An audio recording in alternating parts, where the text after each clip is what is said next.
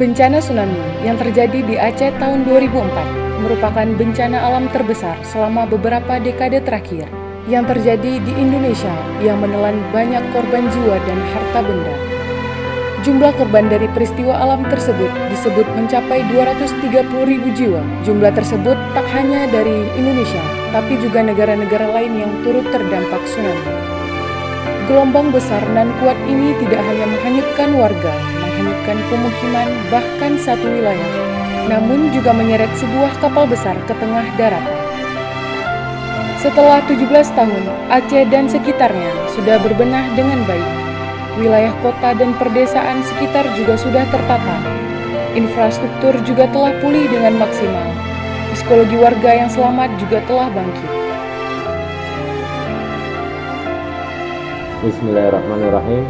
Assalamualaikum warahmatullahi wabarakatuh.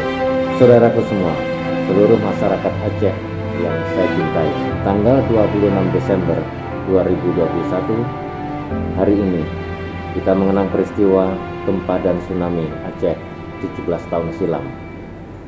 Mari kita peringati dengan zikir dan doa untuk saudara-saudara kita yang telah mendahului kita, dan jadikan ini sebagai peringatan kita akan kebesaran Allah Subhanahu wa taala.